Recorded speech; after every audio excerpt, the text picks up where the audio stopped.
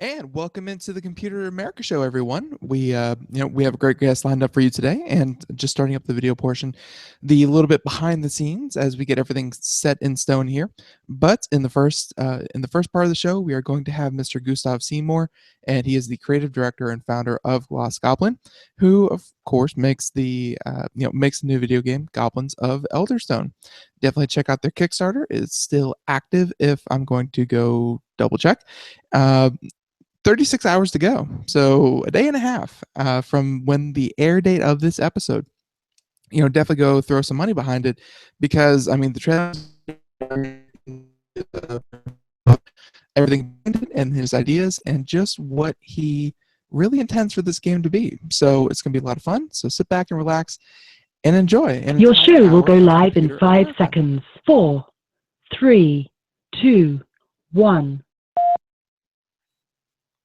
Broadcasting live. It's America's longest-running national radio talk show on computers, Computer America. Hosted by national columnist Craig Crossman. Look for Craig's weekly column in your favorite newspaper. This show is being beamed nationwide at ComputerAmerica.com. Keep it here for technology news, computer products, guest interviews, and your phone calls. You're listening to Computer America.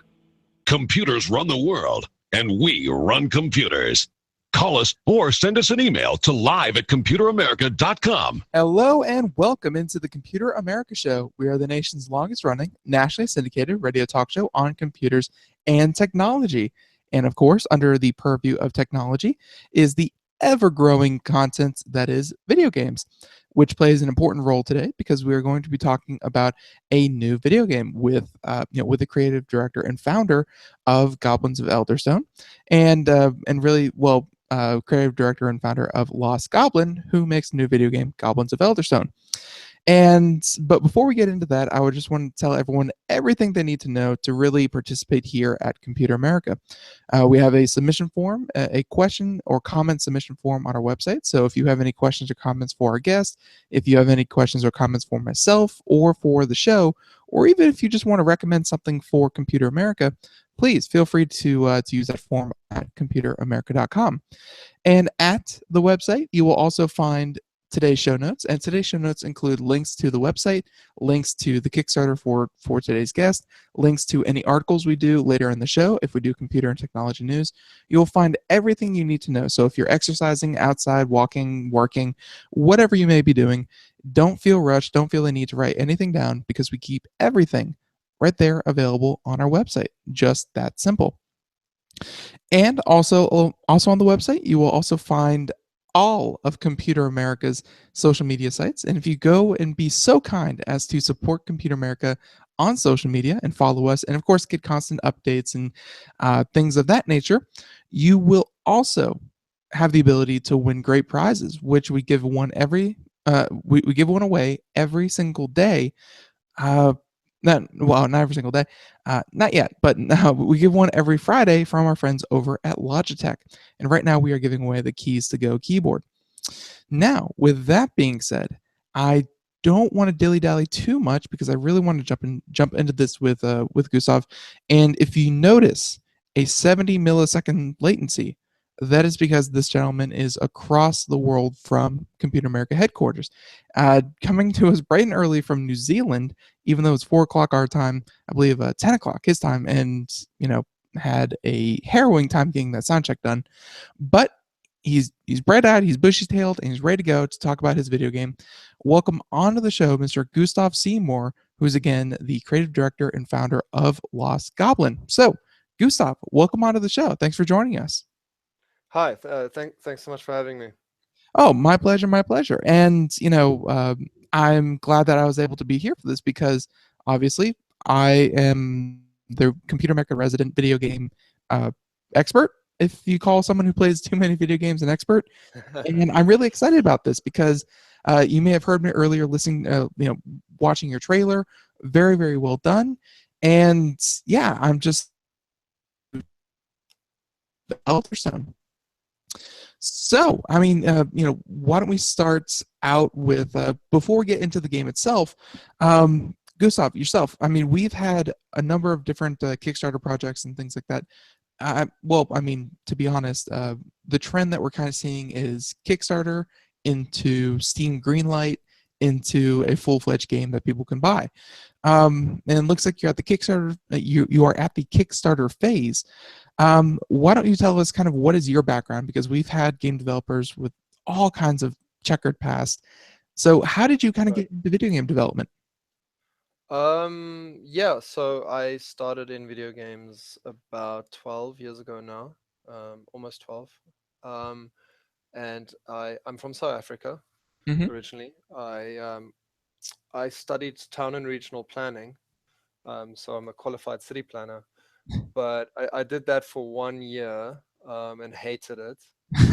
And then I realized that the reason I studied town planning was at the time before submitting to university, I was playing way too much SimCity and Pharaohs and city builder games. Hmm. And at the time, I thought that I wanted to be a city planner. It made sense to me. But what I then realized when I started working in the town planning industry is I wanted to make games like SimCity and Pharaoh and that sort of thing. Okay. So that was quite a transition. But then I was fortunate enough that during my studies, I met a friend who's now also in the games industry, still in the games industry, and he started a studio called Avon Storm, and I joined the studio right in the beginning, and eventually became creative director there, and uh, we ran Avon Storm for 6 years, and we learned everything we knew at the time from anyone we could get our hands on online, or any resources we could find, and taught ourselves game development. And yeah, we made games for clients, and little things, little projects, kept the studio going for about 6 years. And then eventually, the friend that had started the studio, he got a job at Gameloft in New Zealand, in Auckland. And soon after, I got an email from Gameloft asking if I was interested in a position. I moved to New Zealand, and took up the job at Gameloft, and was the principal producer for the studio for 3.5 years, almost 4 years. Very cool. Many games there. Got to know many really experienced game developers, some fantastic people. And then I formed Lost Goblin, um, with a friend that I'd met at Gameloft, and we decided we wanted to make our own games. We wanted to do some indie stuff, something different, and so we formed that studio, Lost Goblin, which I now run. And in between that, I worked at Outsmart Games, Hmm. as well. I did Bloodgate last year for PC and mobile, and I currently also work 4 days a week at Climax Studios in Auckland, where I'm the senior designer and producer. Very nice. So it sounds like you are well versed in a lot of different aspects of video game design, and to say that this is the one that we're going to be talking about seems to be a passion project is very, very good. Although I will say that New Zealand, not the first place people think of for new emerging game development, but I would like to say that, but longtime listeners Yeah. of the show, we've had a number of New Zealand game developers here on the program. I mean, it seems to be a little hub of of great game Yeah. developers. Yeah, that's totally true. There's a really healthy, vibrant industry here. Gameloft was here for quite a while, and there were almost 200 employees at one point. I think 185 or something. Hmm. And many of those have still, after Gameloft's closure, have moved on to do indie, or started new studios, or just were taken up by the rest of the industry. So one of the big studios in New Zealand still is Grinding Gear Games. They make Path of Exile, which was Right. PC Game of the Year 2013, I think. There's also down in Wellington quite a vibrant community. So it's Auckland and Wellington, the two bigger communities. Um, so in Wellington, there's Pick Park. They make lots of mobile games. Dinosaur Polo Club, recently released Mini Metro, which won the IGF award Mhm. for audio, I think. There's lots of I studios. the last one that we had on, they made and it just popped into my head. It was a video game called ArcLight. Um, Right, and yeah, yeah, that's right. They're in Auckland as well. right. So that's Red Scarlet, Yes, that's it. Scarlet City, something like Yeah, that. Yeah, they're great guys. So we have a healthy, seems like it. small but healthy industry here, and I just came back from Melbourne Games Week last week, which is a whole week dedicated to Australia, New Zealand, South Pacific game development, and the Australian industry is just as healthy now with lots of indie developers. Yeah, for the point that I had made to me was when you're talking about exports that you don't have to ship on a crate in a giant ship. Yeah, that's Uh, right. Video games seem to be a pretty attractive export. That's right. Yeah, and we've got a lot of talent here. So as long as you have good universities with new technologies, then you have a healthy basis for game development. Right, and of course attracting talent such as yourself. And I will say from before we jump into the game here, I'm right there with you in terms of city planning kind of games. The last one that really kind of sucked me in for a couple hundred hours was City Skylines, and Yep. like that was like the most minutia kind of driven game because like you had like I realized that that game, and of course, you worked as a city planner for a year. City Skylines wasn't so much as a hey, direct your city to to be plentiful and flourish. It was more of a build your city, but you're really playing a traffic simulator. Like Yeah. you're really doing a road simulator. Yeah, the big challenge, the big problem to solve, the thing to master in City Skylines was definitely the traffic. Right.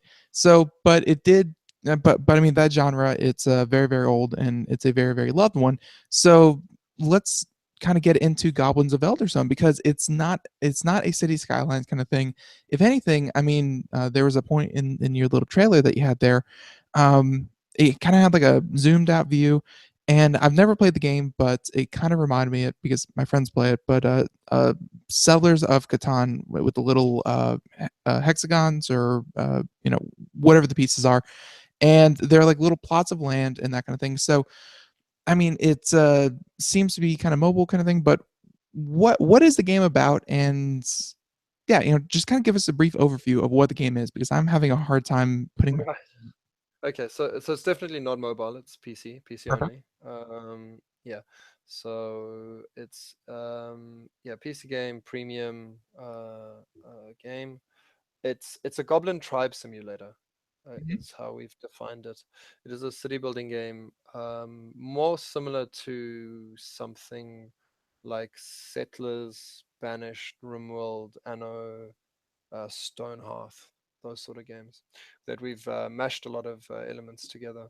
So you are the leader of a Goblin tribe. Mhm. You're the king or queen of a Goblin tribe, and they have needs and wants. And if you keep your tribe happy, the goblins will mostly listen to your instructions and orders.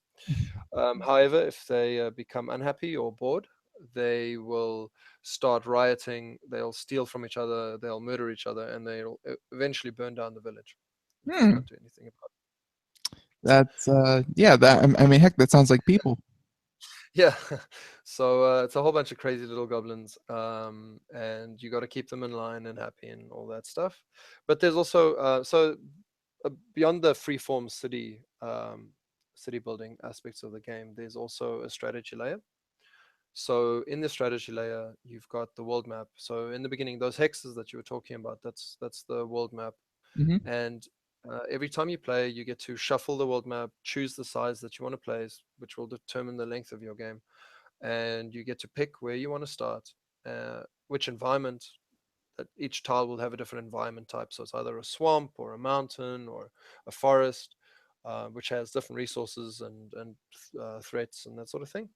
So you pick which one you want to start in. You pick that, and then you within that tile, that is where you build your village, which is it's a large map level, and then in that you decide where you want to place your village, or where you want to start your village, and then you build up a village from only a handful of goblins in the beginning. You can eventually build to multiple clans that each have their own little villages within the same level, and they can trade with each other. They will fight and argue with each other over territory. Um, you've got to keep that system in line. So in that way, you could compare it to City Skyline, when if you were to build several um, sort of districts Right. in cities, and then you can trade amongst them and that sort of thing. So there's definitely a planning and resource management component to it, Mm-hmm. but there's a lot more. Right. So as I was saying, there's a strategy layer. So within the world map, on the other tiles that you don't place your village, the game will procedurally um, position and place NPCs. So the humans, the orcs, the dwarven king, the elven emperor, they could all have their settlements in different hexes. Right. Uh, there will be dungeon locations, holy sites, monuments, all kinds of interesting things that you then need to, over time, you need to explore the world map with. You send out scouts, they report back what you find, and then you can start raiding those locations. So you can raid farms, you can raid dungeons, but you can then also raid the other um, faction settlements. So you can raid the human king's city, that sort of thing. And I'm sure they thoroughly enjoy that and will do nothing against you. Yeah, so that's a way to get additional resources. But you can also form alliances, so you don't have to only play in a sort of warlike fashion.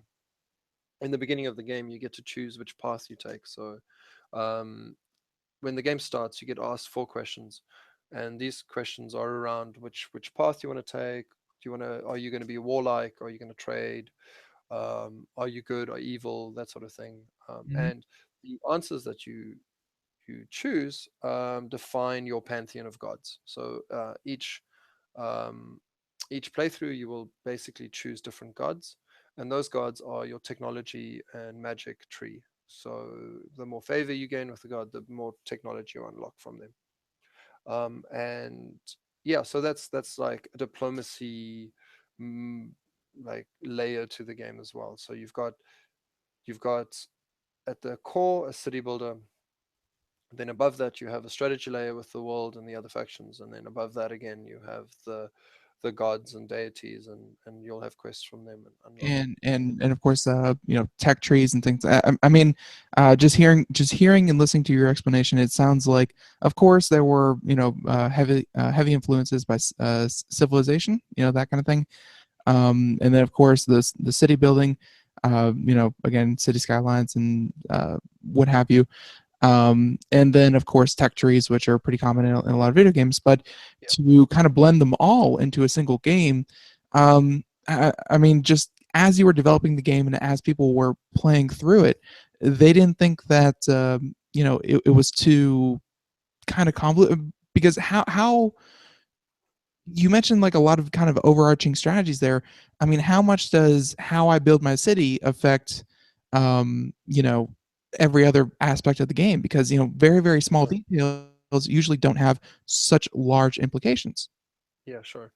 So the nature of these games, they unfold as you play. So even though there's a lot of what we would call mid-game or in-game complex systems, Hmm. uh, the entire game kind of unfolds itself slowly. You start off with 8 to 10 goblins with a little wagon of resources.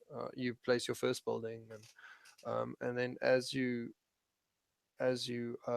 develop the village, it'll grow, and then the tech trees will be unlocked slowly. So you start off with only berries and sticks. Berries to eat and sticks to build with, and burn for warmth.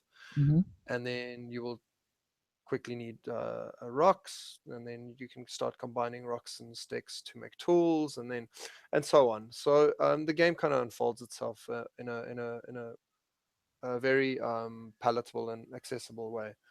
You will only start dealing with the strategy layer of the game once you've become familiar with the village building side of it. So These things don't get thrown in your face straight Right. from the onset. There's city building games and the like can be really daunting. When you see someone really, really good at them and late into a game, it can look way too complicated. But that learning curve is definitely important. So, I mean, the strategy elements, they're obviously there. And I mean, the type of game that you just described is obviously going to lend itself to many, many, many playthroughs because, obviously the questions that you answer in the beginning are going to affect the whole thing. And then the little details that you make up, that you build upon are going to affect your end game. So would you say there's a lot of, kind of, I want to play it again, but I want to try it a little bit different? Yeah, totally. So replayability was a core design pillar for us from the beginning. This is why the world map can be re-rolled and shuffled, Mm-hmm. and you can choose a different size every time you play, as well as those initial questions that get asked of you. Which path will you take? Are you going to play war, economy, or faith? Are you going to be good, evil, or neutral? That sort of stuff. Um, your choices that you make in the beginning definitely influence the rest of the playthrough. So you might have one playthrough where you're a good a good trader, and the next one would be an evil warmonger or a evil trader, and that'll definitely change the flavor of your playthrough. Mm-hmm. And the location that you choose in the beginning. So if you choose to play one game in a forest location, then you'll have an abundance of sticks and resources, but you'll probably have lots of bears and wolves. So there's a lot of different challenges than if you say play in a swamp where you will struggle to get good resources, but it's highly defensible or something like that. So um, it's it's definitely different every time you play, and the gods you choose as well will constantly highlight and reinforce your choices. So if you choose war, it means you will have at least one war god on your in your pantheon, Mm-hmm. and that war god will constantly remind you that you have chosen war, and will will put out quests for you to go to war with different factions and that sort of thing. So definitely every playthrough will be quite unique. Right, and that is exactly what you want. Now, of course, you mentioned some of the strategy, and I guess would you say that would be some of the RPG elements that your gods kind of maybe send you on missions or maybe tell you to do certain things? What RPG elements are kind of blended into this? So yeah, I mean the gods definitely the quests they give you kind of is a little bit of role play, but we also have story moments. So these are text-based story moments. They happen throughout the game. So they can happen in the village or when you send a party off on a trek or a raid. So in a village, for example, you could have something like a randomly you get a text-based pop-up story moment, which is what we're calling it, and it's the hooded stranger. A stranger has arrived through the mist and wishes to speak to the king. What would you like to do? And your options in that instance would be let the king speak to the stranger, or be cautious and send one of the goblins to meet with the stranger first, or chase the stranger away. Right. And there will be different consequences based on your state of the game. So you could either be blessed or cursed or gain bonuses or not. You could be on a trek, and as you send your trek off, and also there's a tavern building that you'll unlock eventually, and you can hire heroes. Mm, You can hire heroes and attach them to your party. So we're actually working with Goblins Comic, the goblinscomic.org. It's a long-running comic that I've been a fan of, and we've got some of the characters of that comic in our game as heroes actually. So that's quite a bit of fun. But you can assign heroes to your treks, and they level up, and there's sort of more RPG stuff that happens there as well. sounds no it and the RPG aspect, of course. I guess it's going to get you a little bit more invested in the characters because I will say this: goblins. I mean, any kind of literature, any kind of story, goblins are super annoying. They are the lowest and the weakest of any race. They are kind of in the way in most, that they prevent good, good honest elves and humans from really getting the job done. So I guess my question with that is, why goblins? And this takes us off track for a second, but why goblins? Yeah, no, that's it's a fair question. Well, I personally love goblins. I think, yes, they're always the underdog. They're always the little ones being squashed and sent as cannon fodder into the field. Yeah. And they often serve as comedic relief. I think in my when I run D&D RPG campaigns, I always have dozens of goblins being dying in kind of comical and ridiculous ways, and they'll get in each other's way even in a fight and start infighting amongst each other. And I think there's something just a little bit adorable about that they're they these little creatures that are so fierce, and they Y- constantly so fierce yet break. so incapable. Yeah, Yeah. exactly. Exactly, and they're always building these contraptions that are just ridiculous and blow up half the time. And I think they've got a lot of character and personality, and um, I I I personally love that. When I play Magic the Gathering, I play Goblin decks. I'm just a fan of goblins. So That's fair. I thought it was time goblins should get the spotlight. The I, I I asked myself, what if goblins were just innocent in a forest somewhere? They're just trying to live their own lives and build a village and look after their families. And then these heroes arrive, these adventurers, on their way to some quest, and they slaughter all the goblins. Then the heroes are the bad guys, Right. and that happens in our game. So we also have randomly events where enemies attack the village, and sometimes that'll be adventuring parties, a paladin or an adventuring party of heroes that arrives to slaughter your goblins, and hopefully you will side with the goblins after this, and Right. not at them as always being the bad guys. Yeah, no, it's of course flipping the perspective, and of course, what you see as the heroes on a quest turns into, oh, heroes just being jerks, and they're Yeah, that's kind of ruining the fun. But right, and okay, so and I think we talked enough about kind of what games kind of went into Goblins of Elderstone, because you just mentioned D&D there. I'm sensing uh, you know, just so many games that kind of went into this. You seem very, very passionate about what you're doing. So I think that kind of speaks for itself. But let's talk a bit about your Kickstarter campaign. So, what kind of drove you to Kickstarter? I know that it's a pretty common, kind of avenue for new video games. And how has the Kickstarter experience been? Yeah, so we had funding for a little while. Um, we built a prototype initially on our own pocket and own free time, Hmm. and we managed to get a little bit of funding locally here, um, based on that prototype, and that allowed us to work full time for about 7 months. Not We bad. worked full time, and that allowed us to build a game to its current state, which is pre-alpha, but looks really good.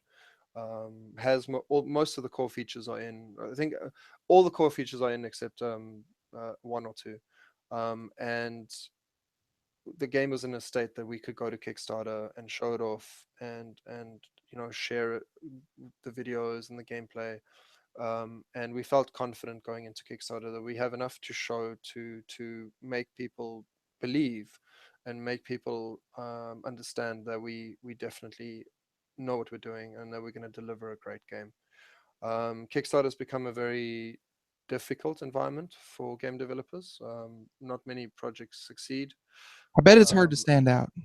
yeah, it is. It is very hard to stand out. Lots of projects go to Kickstarter. I think there's 500 games at any one time on there, and it's become a different environment than it was, say, 3 years ago.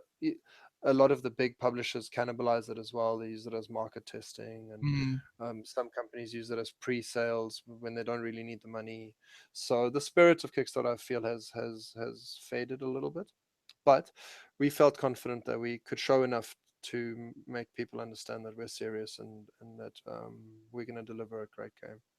And so we ran the Kickstarter campaign. We passed our goal 2 weeks ago. We're in the final, like you said, 36 hours. So it's last opportunity for people to become alpha backers and that sort of thing. But yeah, it was a great experience. And one of the best things about it is we've got over 700 backers, and that it's a community. It's our little Goblin Tribe, and they've been fantastic to us. They've been so kind. They've been sharing the word, and they've been giving us feedback. And I'm really looking forward to working with them.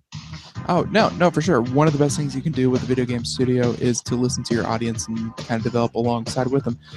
Yeah, and Gustav, I don't know if you want to join me just to kind of wrap this up on the other side of the break. Sure. Okay, perfect. All right, so yeah, we'll be right back with more with Lost Goblin and of course Goblins of Elderstone. Gustav, as we continue on here on Computer America. Stay tuned.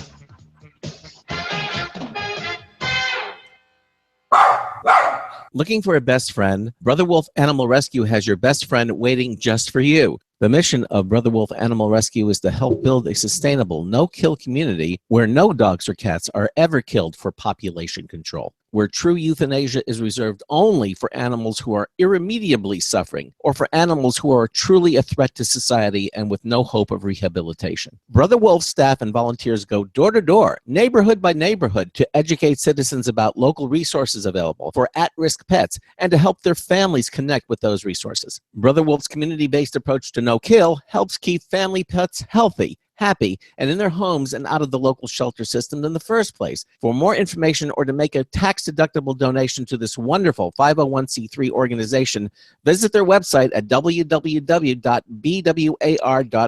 Help to realize Brother Wolf's vision when no animal is euthanized for lack of a home. Who's a good boy?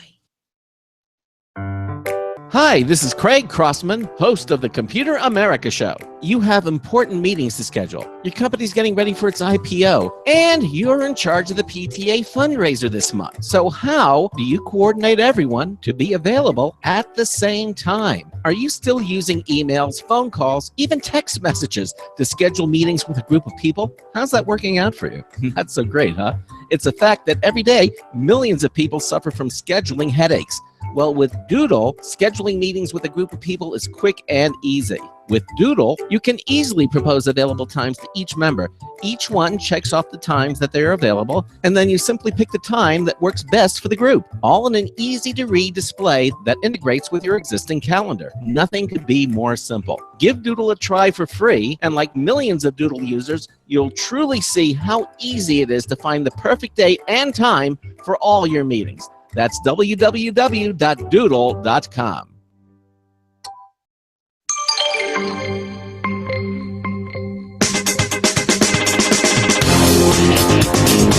No, you can still be a patriot without listening to Computer America.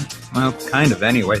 I'm Marty Winston with the News Tips Bulletin Review for Computer America. This time, the Trip Lite 10-port USB charger. This is what we're talking about. Trip Lite has a 10-port USB desktop charger the size of a suspense novel with no wall wart, just a detachable power plug.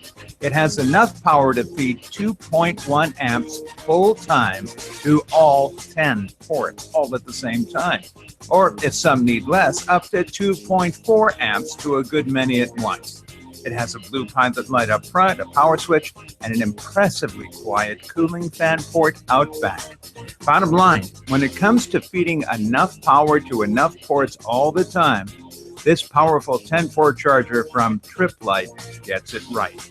Marty Winston, News Tips Bulletin for Computer America.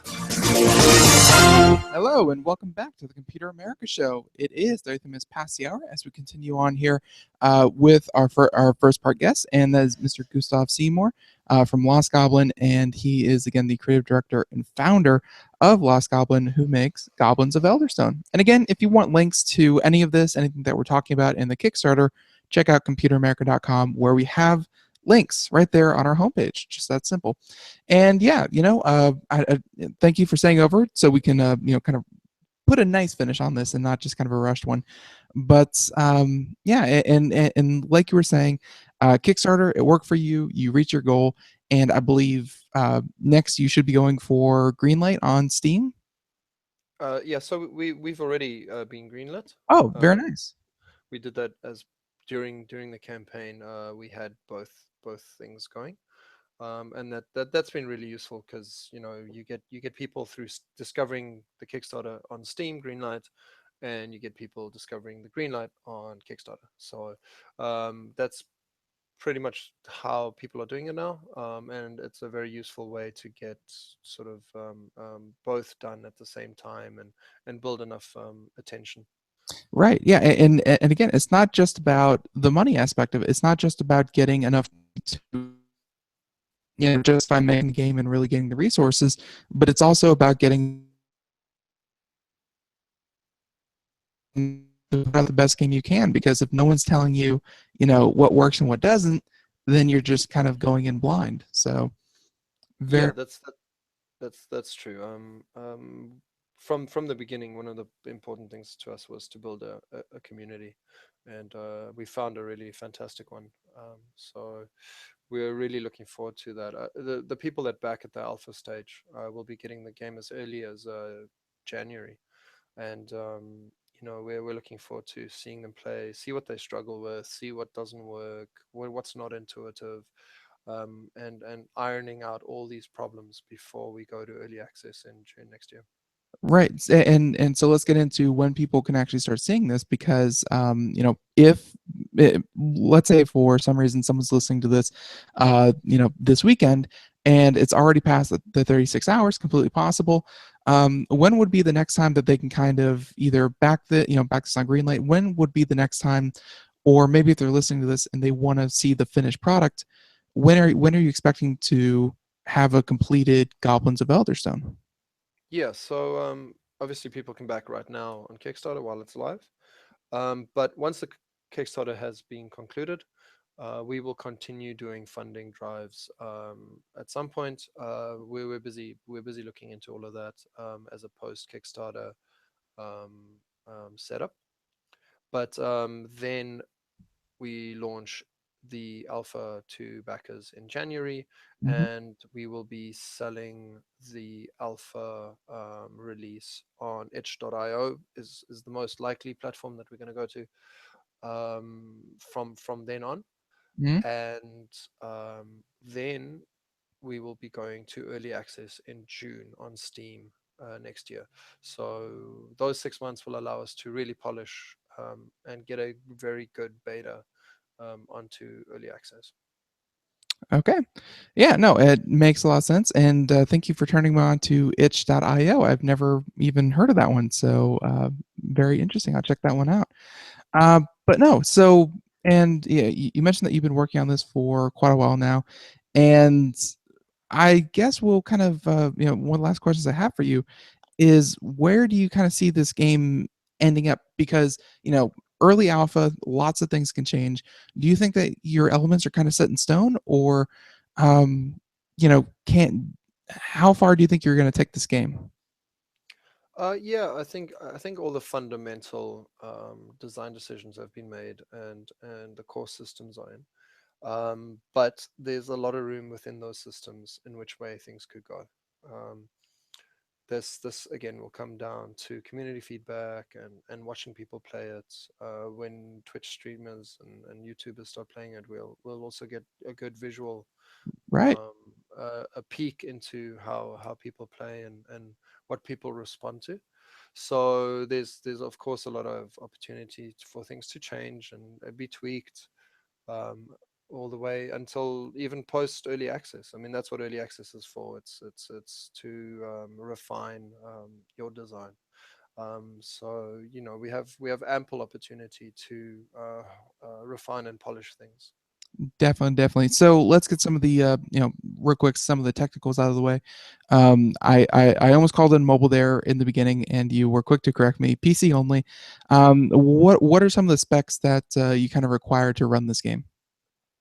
We're too early to Okay. do performance testing and optimization for specs, but our developers have a lot of experience in optimization. So we will be trying to aim for the widest variety as we can. It is a very beautiful looking game. It's built in Unreal Engine 4. Right.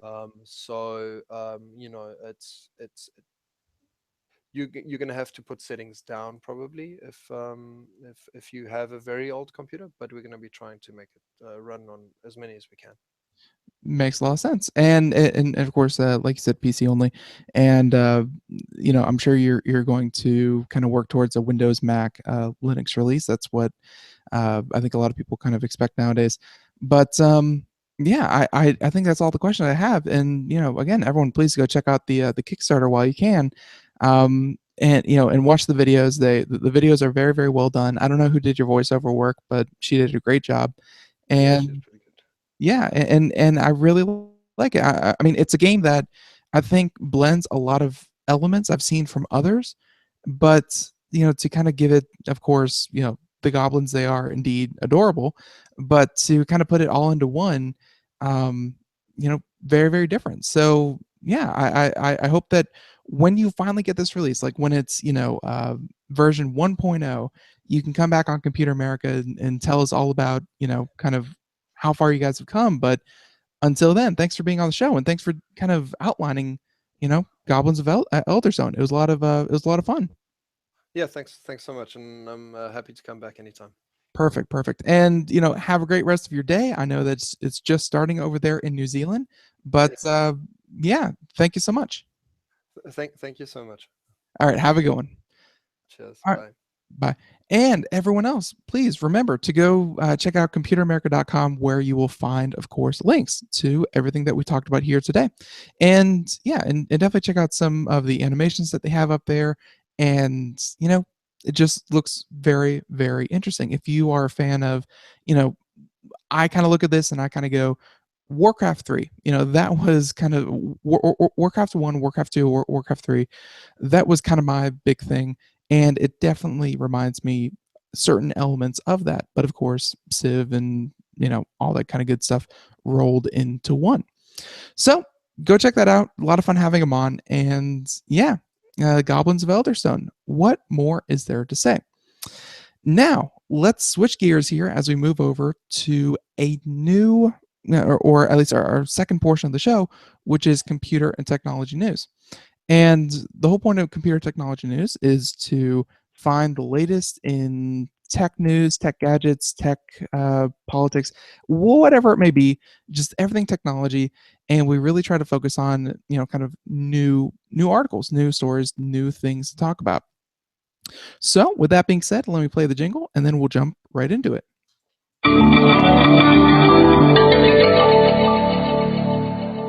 And remember, today's computer and technology news is, by Computer America. And I think we're going to start with, man, there's so many different ones. All right, how about this one? Scientists, they do crazy things. They do different things. How about this? Scientists have developed a USB stick that can perform an HIV test. So something that is obviously very, very important to a lot of people, and always good to kind of get ahead of these things. And when it comes to HIV tests, a drop of blood and a USB stick may be all you need. So this is an article from Engadget and Mr. Billy Steele. So scientists, again, have developed this USB stick that can perform an HIV test simply by plugging it into a computer. Definitely different. Maybe the most important peripheral you may ever buy. Maybe. But scientists at the Imperial College London, so this is a college in London, developed a device with the help of medical testing company DNA Electronics. Well named. With that detects HIV levels in the bloodstream and creates a signal that can be read using a computer or handheld gadget. So the disposable testing unit could be used to help HIV patients. Sorry about that. HIV patients monitor their treatment as well as improve how doctors manage the virus in remote locations. So the compact device monitors the amount of the HIV virus that's present in a patient's bloodstream, where a measurement that's essential in keeping tabs on how effective treatment is battling the virus. And monitoring the amount of virus that's present in a blood. Ooh, sorry about that. Yeah, so that's present in a blood sample can let doctors know if a patient stops taking their medication or if the current course of action has stopped working.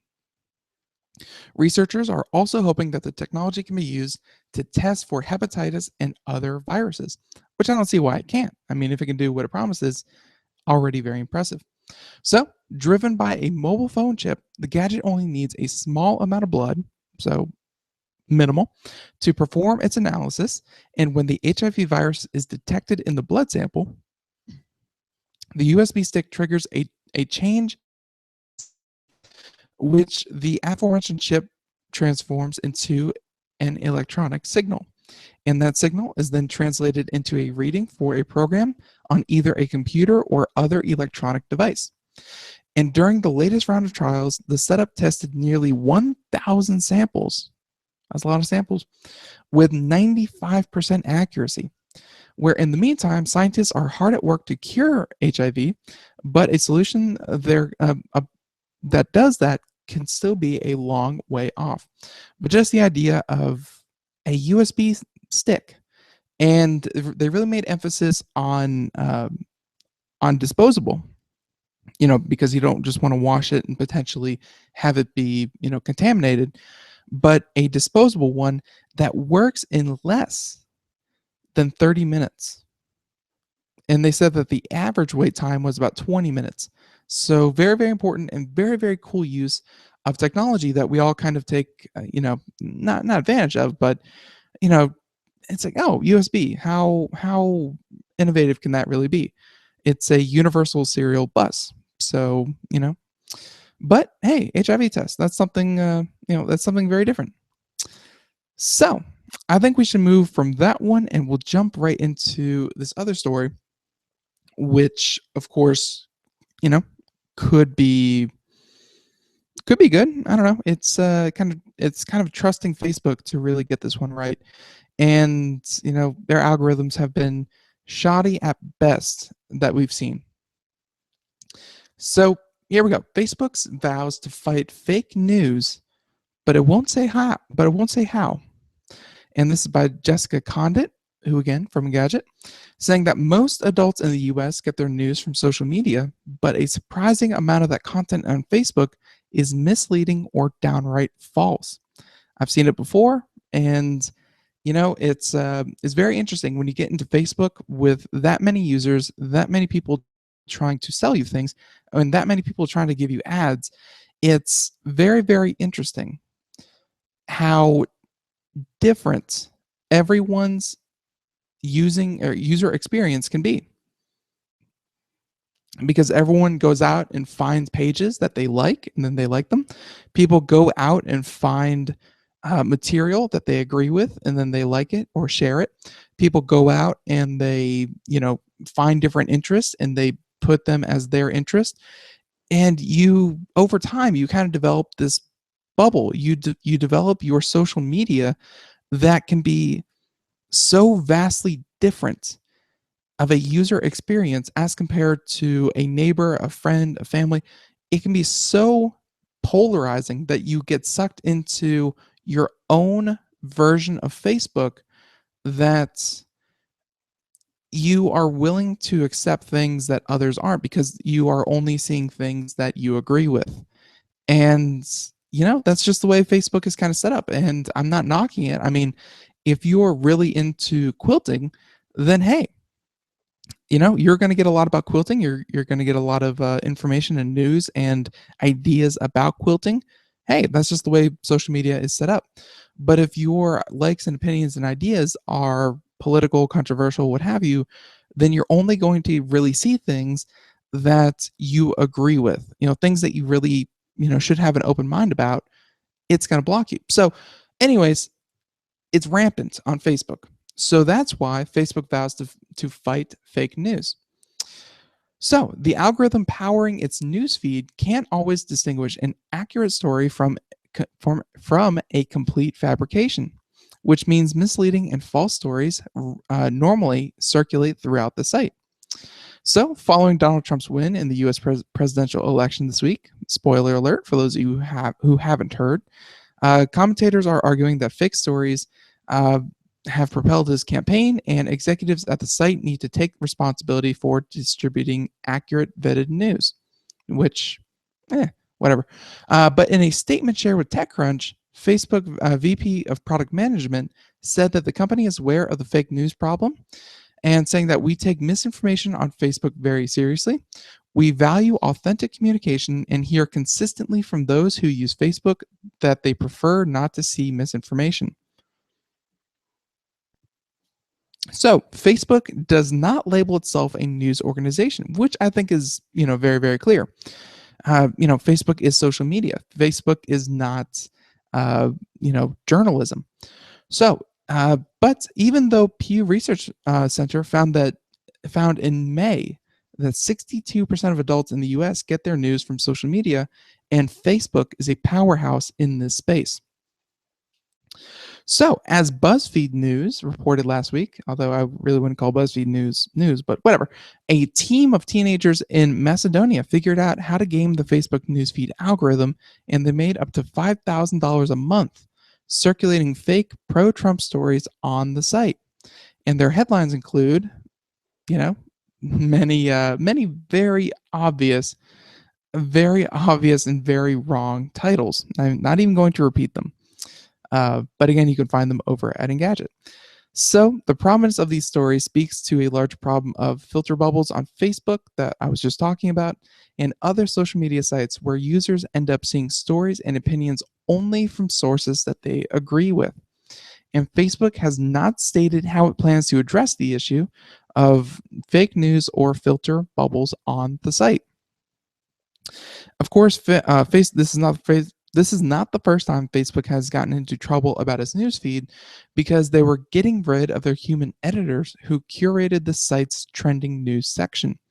And trending stories are now picked by an algorithm with a poor track record at distinguishing truth. So Mark Zuckerberg shared his own thoughts on the election, but we're not going to worry about Mark Zuckerberg's thoughts on the election, but we will say that for a service that so many people get their news from, even indirect, even though they probably shouldn't, then it just kind of puts more importance on Facebook to really make sure that they're putting out the best product possible. Because even though no one ever said that Facebook had to be the bastion of good news curation, the fact that they have become the standard means that they have to step up their game. Otherwise, they're going to get into trouble, least of all, or worst of all, have serious consequences on their user base. So, we'll see what happens with Facebook. We'll, keep seeing if they circulate fake news. But either way, they have a pickle on their hands, because these bubbles that we've been talking about, they're self-constructed. People make them themselves. And to kind of say, well, how are you going to keep people from getting sucked into a bubble? And it's like, they did it themselves. They want to be in bubbles. So, we'll see what happens. But let's move over to something a little bit more lighthearted. And this is about the Wii U. The Wii U is, a decent console. I wouldn't say great by any means. I wouldn't say a failure, but it's a decent console. Turns out it is now officially going to end production in Japan. So Nintendo confirms it will end Wii U production in Japan. And this is by Mr. David Lum from Gadget, saying, when Nintendo announces its upcoming Switch console a few weeks ago, the writing was clearly on the wall for the current gen entry, where the noble but niche Wii U. And exactly when they'd be shuttering the 4-year-old system was unclear, where the company first denied rumors that the last model would roll off the assembly lines at the end of this week. But in its quiet Nintendo way, they confirmed today that they had scheduled an end to Wii U production in Japan via text on the console's product page. So, both remaining choices, which is a standalone Wii U console and one bundled with Splatoon, post disclaimers noting that the system won't be around much longer. So they, in the text means production is scheduled to end soon, and after that, the announcement reads within Japan. So Eurogamer points out that ceasing production could mean a lot of things, saying that the last system rolling off the assembly line, or the last one boxed up, or the last one shipped out the door. And what it does mean is an official nail in the coffin for a quality game console that missed with consumers. It sure did. It sure did. And of course, all that's left for the Wii U is to run out the clock until the Switch is released in March of 2017, which we've talked about just this past Tuesday with with Josh Boykin.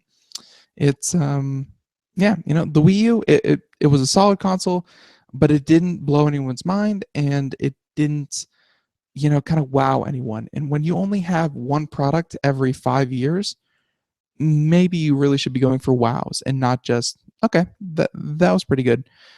You really should be going for wows if you come out with one product every 5 years.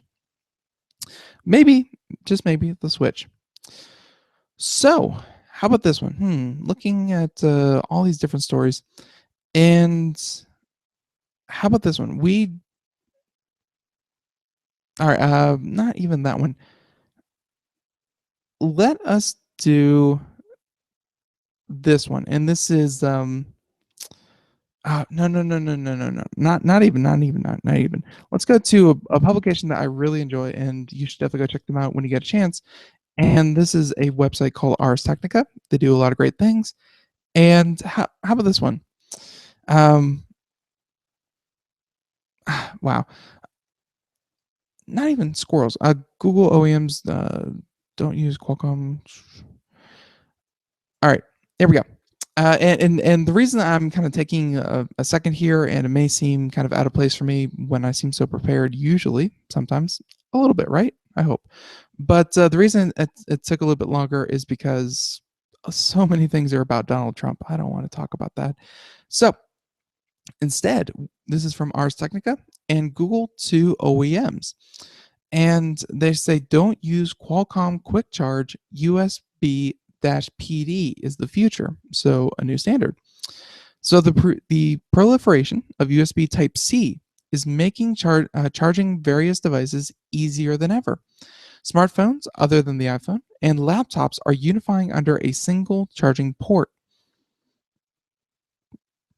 And of course, allowing any charger to plug into anything else. And so today you can plug your Type-C phone into your Type-C laptop charger and charging will happen. But because the phones and laptops probably support different quick charging standards, the charging speed will be slower than it could be. But hey, at least it charges, so that's something. And the two competing quick charging methods out there are proprietary Qualcomm Quick Charge and the USB power delivery from the USB IF standards body. So Qualcomm has a near monopoly because, let's face it, Qualcomm makes pretty much every mobile chip out there on the market. And so nearly every high-end device supports Qualcomm Quick Charge. So Qualcomm SoCs don't really exist in the laptop market. So Type-C laptops from Apple, Google, and other USB power delivery systems, they use, USB power delivery. So neither one is really better than the other, but the compatibility means you're only getting the basic charging speeds when you swap chargers. So this is where Google comes in, saying that proprietary charging methods that modify V-bus voltage is calling out Qualcomm Quick Charge as an unapproved charging method, and standard Type-C chargers is a thumbs up for USB PD. So, and Google's use of language is very specific. Its big list of requirements and recommendations, but only points that the word must are actually requirements. So for now, Google only uses USB-PD as recommended, which doesn't really mean anything. But later on, They have language such as future Android versions and might require full Type-C charging compliance, 90 seconds. which would outlaw Qualcomm Quick Charge. So yeah, this is going to be very interesting when you have someone who makes, of course, Android. Android is such a powerful, widespread operating system, and then you have someone like Qualcomm who makes, again, pretty much every mobile processor there is on the market. And when those two go head to head, it's yeah, we're gonna see who wins, and hopefully 60 seconds. not usually. It's hopefully it's the consumers. So yes, and there we go. Wow, that show went by quickly. And I want to say again, thank you to our guest today, and that was, of course, Goblins of Elderstone and Mr. Gustav. It was a great interview. You have to go back and take a listen if you didn't get a chance. And yeah, it was a lot of fun. Go check out their Kickstarter, and hey, maybe even get some early access. It looks like a lot of fun. Now, with that being said, join us tomorrow as we have Mr. Ralph Bond, yes, who just sent me an email saying totally groovy. And that is his way of saying, yeah, I'm going to be there Friday, and it's going to be a lot of fun.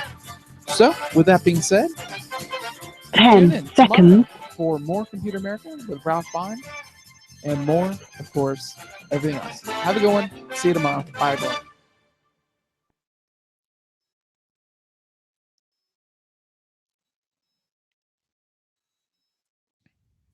And for everyone out there listening on the video portion, I want to thank you so much for tuning in. And hey, it's been a lot of fun. Be sure to be here bright and early tomorrow, 4 p.m. to 5 p.m. Eastern, every single weekday here on Computer America. Have a good one. Bye-bye.